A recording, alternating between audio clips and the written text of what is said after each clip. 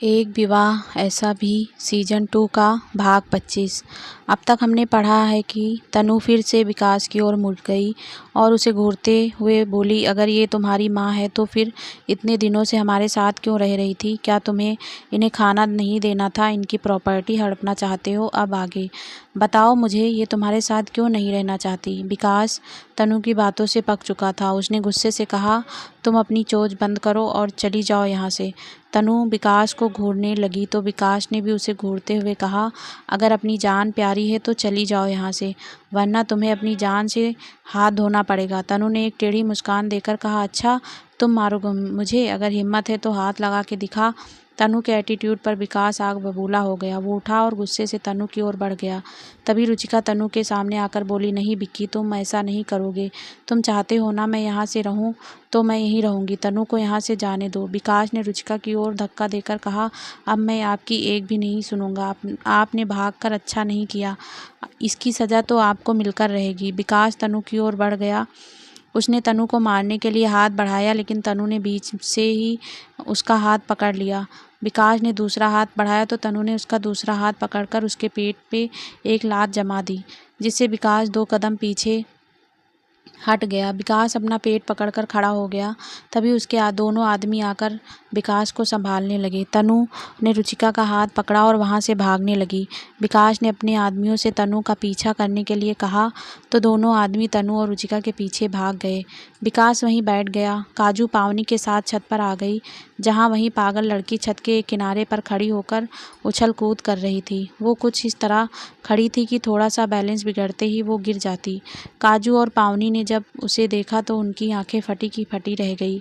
पावनी ने कोई रिएक्ट नहीं किया। वो बिना आगे बढ़े वापस नीचे चली गई, जबकि काजू आगे लड़की की ओर बढ़ गई। काजू धीरे धीरे लड़की की ओर बढ़ने लगी।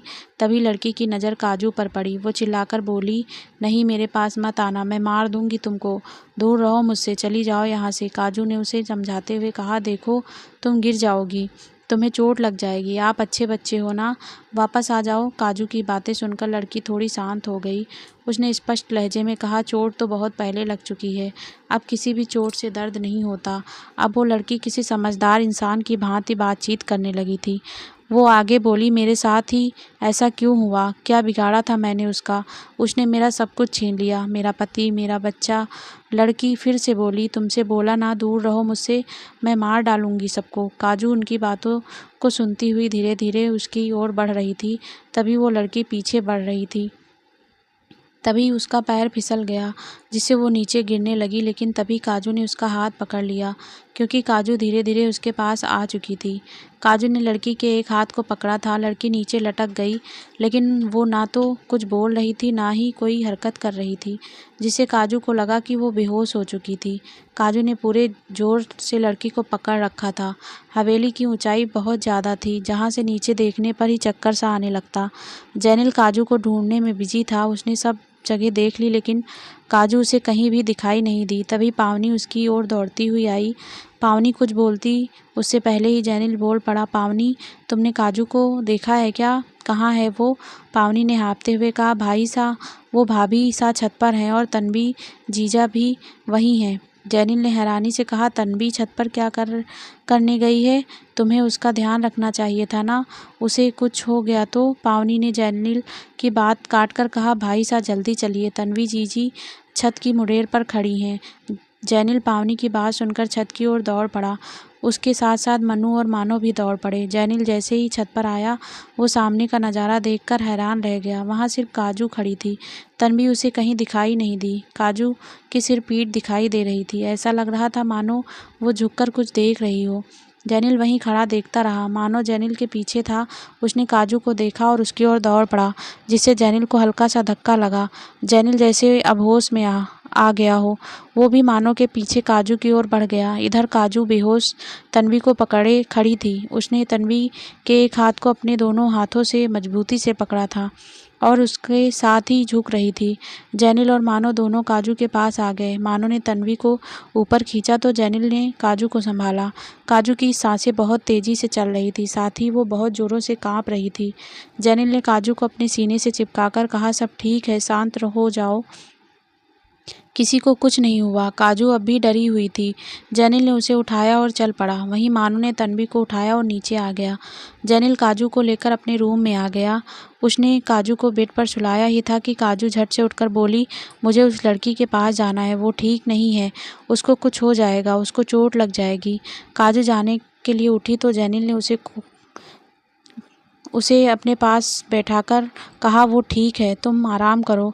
काजू ने जिद करते हुए कहा, प्लीज़ मुझे वहाँ ले चलो ना, प्लीज़। जेनिल ने आगे कोई सवाल नहीं किया और काजू को लेकर दूसरे रूम में आ गया, जहाँ मानो और मनु के साथ 2-4 लोग और थे। तन्वी बेड पर लेटी थी और एक लेडी डॉक्टर उसको चेक कर रही थी। काजू जाकर तन्वी के साइड में बैठ गई। काजू किसी छोटे बच्चे की तरह तन्वी को देखने लगी और बाकी सब हैरानी से काजू को देखने लगे। काजू कुछ देर बाद डॉक्टर बोली, घबराने की कोई बात नहीं, डर की वजह से बेहोश हो गई हैं। हालांकि इनकी दिमागी हालत ठीक नहीं है, फिर भी ये बहुत स्ट्रांग है, कुछ देर में इन्हें होश आ जाएगा, तब ये दवा खिला देना। डॉक्टर ने एक पेपर मानो की ओर बढ़ाकर बोली थी। डॉक्टर चली गई। काजू तन्वी के पास बैठी उसे ही देखे जा रही थी। जेनिल काजू के पास आया और उसके कंधे पर हाथ रखकर बोला, वो ठीक है। काजू ने खाली आंखों से जेनिल को देखा और वहाँ से उठ गई। जेनिल ने काजू के कंधे पर हाथ रखकर कहा, पानवी, तन्वी का ध्यान रख सकती हैं। काजू, तुम्हें आराम करना चाहिए। काजू कुछ नहीं बोली, वो सीधे अपने कमरे में आ गई। उसके साथ मनु भी आ गई। काजू सोफे पर बैठ गई। उसने अपने चेहरे को दोनों हाथों में छुपा लिया। तभी वो अचानक से उठ गई। काजू अपना फ़ोन ढूंढने लगी। काजू पागलों की तरह अपना फ़ोन ढूंढ रही थी कि काजू जैसे ही उठी थी, ठीक उसी वक्त जेनिल रूम में आया। अब वो काजू को फ़ोन के लिए पागल होते हुए देख रहा था। काजू ने फ़ोन ढूंढा लेकिन फ़ोन नहीं मिला। काजू जेनिल के पास आई और परेशानी से बोली, जेनिल, मेरा फ़ोन, मुझे अभी के अभी तनु से बात करनी है, प्लीज़ मेरी तनु से बात कराओ, मेरा फ़ोन मुझे लाकर दो। जेनिल ने काजू को दोनों कंधों को पकड़कर ज़ोर से हिलाकर तेज़ आवाज़ में बोला, काजू होश में आओ, क्या हो गया है तुम्हें? तुम जब से यहाँ आई हो तब से तुम वो काजू नहीं हो जिसे मैंने देखा था। किस बात की परेशानी है तुम्हें, बताओ मुझे। काजू ने जेनिल के हाथ को झटक कर कहा, मुझे अभी मेरा फ़ोन चाहिए। जेनिल बिना कुछ बोले बाहर चला गया। तभी मनु काजू के पास आकर बोली, मुझे तो बता सकती है ना, क्या बात है? काजू ने अपने हाथ आगे करके कहा, तेरा फ़ोन दे अभी। मनु ने अपना फ़ोन काजू के हाथ पर रख दिया। काजू ने तनु को फ़ोन किया लेकिन तनु का फ़ोन नहीं लगा, तो काजू ने ताज को फ़ोन किया लेकिन ताज ने फ़ोन पिक नहीं किया। अब काजू और ज़्यादा परेशान हो गई। मनु काजू से कुछ बोलती उससे पहले ही काजू बाहर की ओर बढ़ गई। काजू बाहर आई ही थी कि जेनिल अचानक से उसके सामने आ गया। काजू जेनिल को देखने लगी, तभी जेनिल ने काजू का फ़ोन उसके सामने कर दिया। काजू ने झट से अपना फ़ोन ले लिया। जेनिल ने लंबी सांस लेकर कहा, छत पर था तुम्हारा फ़ोन, तन्वी को बचाते हुए गिर गया होगा। काजू झट से जेनिल के गले लग गई। जेनिल अब और ज़्यादा हैरान रह गया। उसने काजू से कहा, तुम करना क्या चाह रही हो काजू? तुम मेरी समझ से बाहर हो, कभी तुम मुझसे दूर जाती हो तो कभी मेरे करीब आ जाती हो। काजू कुछ पल चुप रही, फिर बोली, ये समझ लो जो कर रही हूँ तुम्हारे लिए कर रही हूँ। जेनिल ने काजू को खुद से अलग करके कहा, उसका चेहरा अपने हाथों में लेकर बोला, तुम कुछ भी करो, मुझे कोई प्रॉब्लम नहीं है, लेकिन उसमें खुद का ध्यान भी रखना है। मैं तुमसे नहीं पूछूंगा कि तुम क्या कर रही हो, क्यों कर रही हो, बस तुम किसी प्रॉब्लम में मत फंसना, और अगर मुझसे कुछ भी बात करनी हो तो बेझिझक बोलना, मैं हमेशा तुम्हारे साथ हूँ। काजू हल्की सी मुस्कुरा दी तो जेनिल ने आगे बोला, अब मेरी बात सुनो, 2 दिन बाद तनोट मंदिर में पूजा है, जो यहाँ की सबसे बड़ी पूजा है, और वो पूजा इस हवेली के राजा महाराजा करते हैं। हो सकता है इस बार ये पूजा हमें करनी हो, इसके लिए तुम्हें खुद को तैयार करना होगा। काजू ने खाली आंखों से जेनिल को देखते हुए कहा, अब ये सब क्या है? जेनिल कुछ पल रुका, फिर बोला, काजू, मैं इसी वजह से यहाँ आया हूँ। ये पूजा हमारे परिवार के लिए सबसे अहम है, इसमें आतंकियों का खतरा भी रहता है और ये पूजा ज़रूरी भी है, इसीलिए मुझे यहाँ आना पड़ा। यहाँ आकर मुझे सब संभालना था। मैं इसी डर से तुम्हें यहाँ नहीं लेकर आ रहा था, क्योंकि यहाँ बहुत खतरा है, लेकिन तुम्हारी जिद के आगे मैं कुछ नहीं कर सका। काजू ने जेनिल के गाल पर हाथ रखकर कहा, जब तक तुम मेरे साथ हो तब तक मुझे कुछ नहीं हो सकता। जेनिल हल्का सा मुस्कुरा दिया तो काजू बोली, अच्छा तुमने खाना खाया? जेनिल ने ना में गर्दन हिला दी तो काजू ने हौले से कहा, तुम चलो, मैं खाना लेकर रूम में आती हूँ। जेनिल अपने कमरे की ओर बढ़ गया तो काजू ने अपने फ़ोन से तनु के फ़ोन पर फ़ोन किया। इस बार तनु के फ़ोन पर रिंग जाने लगी, जिससे काजू के दिल की धड़कन तेज़ी से चलने लगी। तभी सामने से फ़ोन पिक हुआ तो तनु बोली, अभी मैं बिजी हूँ, बाद में बात करती हूँ। इतना कहकर तनु ने फ़ोन कट कर दिया। काजू फ़ोन को कान में हटाकर घूरते हुए बोली, अजीब लड़की है, मैं यहाँ इसके लिए परेशान हो रही हूँ और इसे कोई फ़िक्र ही नहीं है। काजू किचन में आई और खाना लेकर अपने रूम की ओर बढ़ गई। तनु रुचिका का हाथ पकड़कर भागे जा रही थी। बिना पते के ही वो दौड़ रही थी। तभी रुचिका रुककर बोली, मुझसे और नहीं भागा जाता। तनु भी रुककर तेज़ी से सांस लेने लगी। तभी उसे दूर से एक गाड़ी आती दिखाई दी। तनु कुछ सोचकर गाड़ी की ओर बढ़ गई। गाड़ी जैसे ही उसके करीब आई, तनु की आंखें फटी रह गईं। उसने आंखों को टिमटिमाते हुए कहा, तुम? गाड़ी में कोई और नहीं, विकास था। विकास गाड़ी से उतरा और तनु को पकड़ने के लिए उसकी ओर बढ़ गया। तनु ने घूम कर देखा तो उसे रुचिका दिखाई नहीं दी। तभी विकास ने पीछे से तनु के मुंह पर रुमाल रख दिया, जिससे तनु बेहोश होकर गिर गई। विकास ने अपने आदमियों से कहा, ढूंढो उसे, ये लड़की यहाँ है, मतलब वो भी यहीं कहीं है। आसपास चारों ओर फैल जाओ और जब तक वो ना मिले वापस मत आना। विकास ने तनु को उठाकर गाड़ी में डाल दिया और खुद बाहर आ गया। विकास सबके साथ रुचिका को ढूंढने लगा, लेकिन वो ना तो उसे मिली, ना ही उसके किसी आदमी की नज़र में आई। आती भी कैसे? तनु के जाते ही रुचिका कुछ कदम आगे बढ़ी थी कि उसे चक्कर आया और वहां बने एक गहरा गड्ढे में गिर गई। गड्ढे में किसी की नज़र नहीं पड़ी और रुचिका उन्हें नहीं मिली। थक हार कर विकास तनु को लेकर अपने घर चला गया। जब रुचिका को होश आया तो उसने अपने आप को गड्ढे में पाया। उसने याद करने की कोशिश करी तो उसने खुद से कहा, नहीं नहीं, तनु को कुछ नहीं हो सकता, वो ज़रूर उसे ले गया होगा। रुचिका ने आवाज़ लगाई ताकि वो गड्ढे से बाहर आ सके, लेकिन किसी ने उसे नहीं सुना। रुचिका बार बार आवाज़ लगाती रही, लेकिन वहाँ कोई हो तो सुने ना। इधर मोमो तनु के घर में ना होने से परेशान हो उठी थी। उसने राज को बताया तो राज ने कहा, तुम बेवजह परेशान हो डोरा, हमारी तनु बहुत बहादुर है, वो सबका सामना कर सकती है। मोमो राज के पास बैठ गई और बोली, जानती हूँ, लेकिन मोमो ने बात अधूरी छोड़ दी तो राज ने मोमो को देखकर कहा, लेकिन क्या? मोमो, लेकिन वो औरत भी तो घर पर नहीं है, कहीं उसने ही तो तनु के साथ कुछ गलत नहीं किया? मैं जानती हूँ तनु सब तरह के लोगों का सामना कर सकती है, पर वो दिल की तो भोली है ना, और लोग भोलेपन का फ़ायदा बाखूबी उठाते हैं। राज ने मोमो की परेशानी समझकर कहा, ठीक है, मैं अभी ताज को बोल देता हूँ कि वो तनु को लेकर आए। मोमो ने हामी भरी तो राज ने ताज के कमरे की ओर चला गया। ताज अपने फ़ोन में व्यस्त था। राज दरवाजे पर खड़ा होकर बोला, क्या मैं अंदर आ सकता हूँ? ताज ने जब राज को देखा तो उठकर राज की ओर बढ़ता हुआ बोला, आइए ना अंकल, इसमें पूछने वाली कौन सी बात है, आपका ही घर है। राज अंदर आकर बोला, तुमसे एक काम है बेटा। ताज, जी, बंदा आपकी सेवा में हाजिर है। राज, तनु का कुछ अता पता नहीं, तुम उसे ला सकते हो? ताज ने हैरानी से कहा, वो घर पर नहीं है? राज ने गर्दन हिलाई तो ताज बिना कुछ बोले चला गया। ताज को देखकर राज मुस्कुरा दिया। राज ने खुद से ही कहा, राज की ज़िंदगी में बहुत से राज हैं, कहीं ताज के राज तो कहीं जैनिल के राज। राज तो आखिर राज है, चाहे वो किसी की ज़िंदगी के राज हो, चाहे किसी का नाम ही राज हो। काजू जैनिल के लिए खाना लेकर जा ही रही थी कि उसकी नज़र तन्वी के रूम में गई, जहां तन्वी को होश आ चुका था। पावनी तन्वी को खाना खिला रही थी। काजू ने गौर से तन्वी को देखकर खुद से कहा, मैं तुझसे कह रही हूँ काजू, तूने इस लड़की को कहीं देखा है, लेकिन कहाँ देखा है ये तुझे याद नहीं आ रहा। मेरी जान, दिमाग पर जोर दे। काजू वहाँ खड़ी सोच ही रही थी कि उसका फ़ोन बजा। इस बार ताज की कॉल थी। काजू ने झट से फ़ोन उठाकर कहा, क्या बात है इंस्पेक्टर साहब, हम तो आपको परेशान भी नहीं करते, फिर भी आप हमारे कॉल का आंसर नहीं करते। ताज, काजू, तुमने फ़ोन क्यों किया था? कहीं तनु के लिए तो नहीं? तनु का नाम सुनकर काजू बोली, वो घर आ गई होगी। ताज, नहीं, अभी तक नहीं आई है। क्या तुम बता सकती हो कि वो कहाँ गई होगी? काजू, हाँ, वो रुचिका आंटी को लेने गई थी, वहाँ उसे विकास मिला था, उसके बाद से उसका फ़ोन बंद आने लगा, फिर अभी मैंने किया तो उसने कहा कि वो बिजी है, बाद में बात करेगी। ताज विकास का नाम सुनकर गुस्से में भर गया। उसने कहा, विकास तनु से क्यों मिल रहा था और तुम मुझे अब बता रही हो? तुम्हें पता भी है वो तनु के साथ क्या कर सकता है? रहम नाम की कोई चीज़ नहीं है उस इंसान में। काजू कुछ नहीं बोल पाई। ताज ने फ़ोन रखा और तनु को ढूंढने निकल गया। काजू खाना लेकर आई और जैनिल को पकड़ा दिया। काजू को फिर से किसी सोच में देखकर जैनिल बोला, अब तुम ही खाना खिला दो ना। काजू ने फ़ोन रखा और जेनिल को खाना खिलाने लगी। अब जेनिल ने भी काजू को खाना खिलाने के लिए हाथ बढ़ाया ही था कि काजू को कुछ याद आया। उसने झट से अपना फ़ोन उठाया और उसमें फ़ोटो चेक करने लगी। काजू जल्दी जल्दी फ़ोटो देख रही थी तो जेनिल बोला, तुम्हें CID ज्वाइन कर लेनी चाहिए। काजू की नज़र एक फ़ोटो पर जा टिकी। उसने फ़ोटो को देखकर कहा, तभी मैं सोचूं मैंने इसे कहीं देखा है। काजू ने जेनिल को फ़ोटो दिखाते हुए कहा, ये तन्वी है ना ताज के साथ में।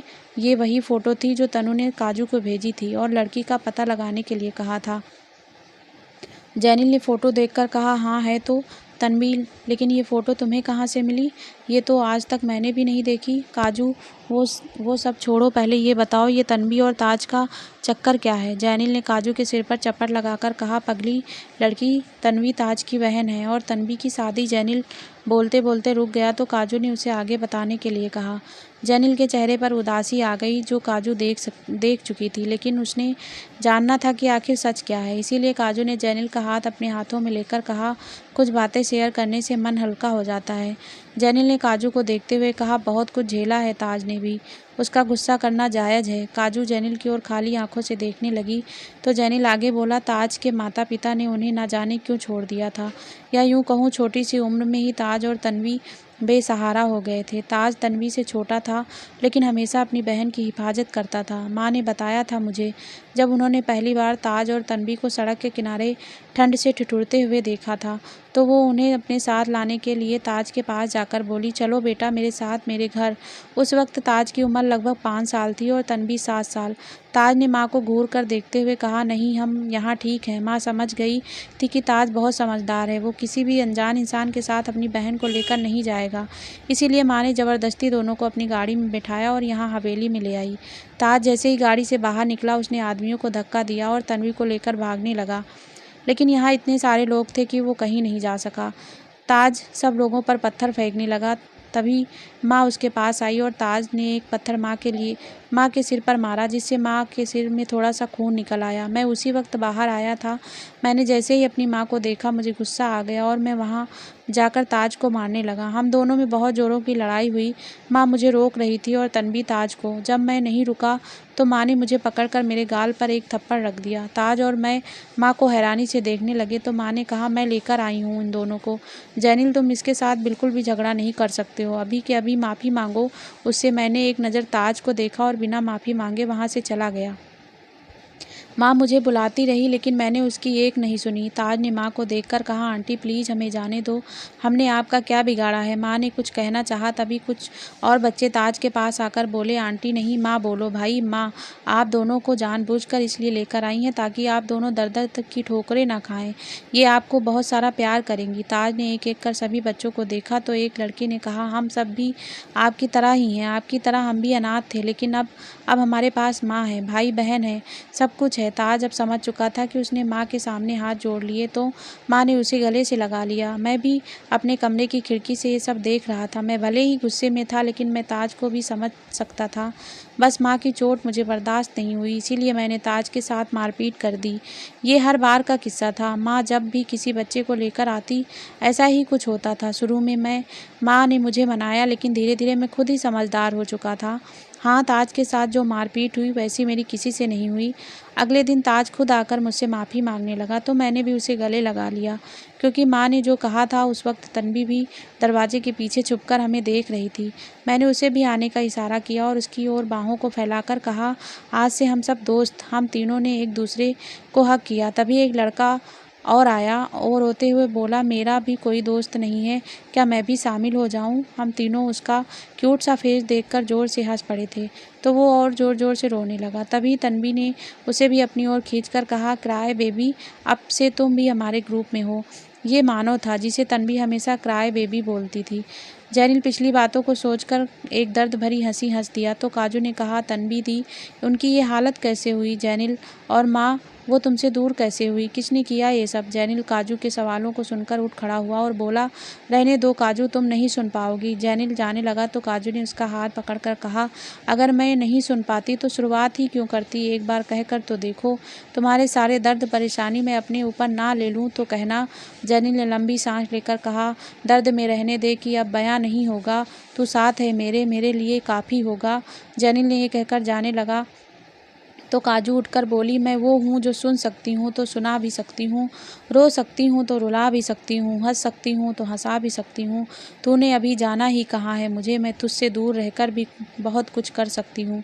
तू बोल के तो देख, तेरे लिए तो मैं पूरी दुनिया से भी लड़ सकती हूँ। जेनिल हैरानी से काजू को देखते हुए बोला, तुम्हारा ये रूप भी है, मुझे लगा तुम्हें लगा मैं पगलेट सी हूँ। काजू ने जेनिल की बात को काटते हुए कहा। काजू जेनिल के पास आकर बोली, मैं उन लड़कियों में से नहीं हूँ मेरी जान जो घर में बैठकर सिर्फ रोना धोना करे। मेरे माता पिता ने मुझे इस काबिल बनाया है कि मैं अपने पति की सारी परेशानियों में उसके साथ खड़ी रहूं। मैं उनमें से नहीं हूँ जो सिर्फ मेकअप में लगे रहें। मैं उनमें से हूँ जो खुद का मेकअप भी करे और दूसरों का थोबड़ा भी बिगाड़ दे। जेनिल आंखों को फाड़कर काजू को देखने लगा और बोला, तुम तो झांसी की रानी निकली। काजू कुछ नहीं बोली तो जेनिल आगे बोला, अच्छा मेरी झांसी की रानी, मुझे काम है, जाना पड़ेगा। काजू ने एक भूँ उचकाकर कहा, मुझे आगे की बात कब बताओगे? जेनिल कुछ सोचकर बोला, पूजा के बाद हम अपने घर के लिए निकल जाएंगे, वहां जाकर ही बता पाऊंगा क्योंकि अब बिल्कुल भी वक्त नहीं मिल पाएगा। काजू ने धीरे से सिर हिला दिया तो जेनिल चला गया। रुचिका और मोमो का सामना। ताज तनु को ढूंढने निकल गया। उसके जाते ही रुचिका ने घर में प्रवेश किया। रुचिका किसी तरह उस गड्ढे से बाहर आ गई थी। जब उसने अपने आसपास तनु को नहीं देखा तो उसने सोचा या तो वो घर चली गई या फिर विकास उसे ले गया। रुचिका अब घर में पहुंच गई थी। वो जल्दी जल्दी से तनु को देखना चाहती थी कि वो ठीक तो है ना। रुचिका के मन में बहुत बुरे ख्याल आ रहे थे जिन्हें वो रोक नहीं पा रही थी। वो घर के अंदर आई और बिना किसी को देखे तनु के कमरे की ओर चली गई। लेकिन जब तनु उसे नहीं मिली तो वो बेचैन हो उठी। उसने इधर उधर देखा लेकिन आसपास उसे कोई नज़र नहीं आया। रुचिका ने अब राज को ढूंढना शुरू कर दिया क्योंकि वो जानती थी कि राज ही उसकी बात समझ सकता है। अब वो मोमो के रूम की ओर चल पड़ी। रुचिका ने डोर नॉक किया कि ये बिना ही सीधे रूम में चली गई। जैसे ही रुचिका अंदर गई, मोमो अपने हाथों में कपड़े लिए खड़ी थी। उसके हाथों से कपड़े गिर गए क्योंकि आज रुचिका ने कोई घूंघट या पर्दा नहीं किया था। मोमो बुत बनकर खड़ी हो गई। उसे विश्वास नहीं हो रहा था कि उसके सामने उसकी बेस्ट फ्रेंड रुचिका खड़ी है। मोमो ने जब कोई हरकत नहीं करी तो रुचिका तेज कदमों से उसके पास आई और मोमो के बाजू पकड़कर बोली, मोमो, राज कहाँ है? मुझे उससे बहुत ज़रूरी बात करनी है। मोमो तो जैसे यहाँ हो ही नहीं। उसे ना तो कुछ सुनाई दे रहा था ना ही कुछ महसूस हो रहा था। उसे लगा जैसे उसके कान बहुत तेज़ी से गर्म हो गए हों। रुचिका ने मोमो को झकझोर दिया। तब कहीं जाकर मोमो इस दुनिया में लौट कर आई। रुचिका ने अपना सवाल फिर से दोहराया। मोमो ने हैरानी से कहा, तुम? रुचिका को मोमो की हर हरकत पर गुस्सा आने लगा था। उसने थोड़े गुस्से वाले लहजे में कहा, जो पूछा है उसका जवाब दे। मोमो ने दर्द भरी हंसी हंसते हुए कहा, देख, सपने में भी तू मुझे डांट रही है। रुचिका को मोमो की बात समझ नहीं आई तो वो जाने के लिए मुड़ी ही थी कि मोमो ने उसका हाथ पकड़कर कहा, नहीं, अब तू कहीं नहीं जा सकती। रुचिका ने मोमो का हाथ झटक दिया तो मोमो बोली, क्या तू मुझसे नाराज़ है? मैंने क्या कर दिया है जो तू मुझसे नाराज़ है? बल्कि नाराज़ तो मुझे होना चाहिए था जो तू मुझे छोड़कर चली गई, और वो भी इतनी दूर जहाँ तक आने के लिए मुझे एक बार मरना पड़ेगा। मोमो की बात पर रुचिका ने उसे हैरानी से देखा तो मोमो ने आगे कहा, मुझे मरने से डर नहीं लगता, लेकिन कम से कम एक बार तू मुझसे मिल लेती। मैं तुझे बहुत मिस करती हूँ यार। रुचिका ने मोमो को हक किया तो मोमो हंस कर बोली, तेरे साथ क्या हुआ था रुचि? आज भी तू मेरे लिए एक पहेली है। कैसे तू और इवान इस दुनिया से चले गए थे? कोई नहीं जा पाया आज तक। रुचिका ने मोमो को कस कर पकड़ा था लेकिन मोमो की बात सुनकर उसने उसे झट से छोड़ दिया। मोमो ने फिर से रुचिका को पकड़ना चाहा लेकिन रुचिका उससे दूर होकर बोली, तो क्या तुम सबके लिए मैं मर चुकी हूँ? मोमो अब रुचिका के चेहरे को देखने लगी।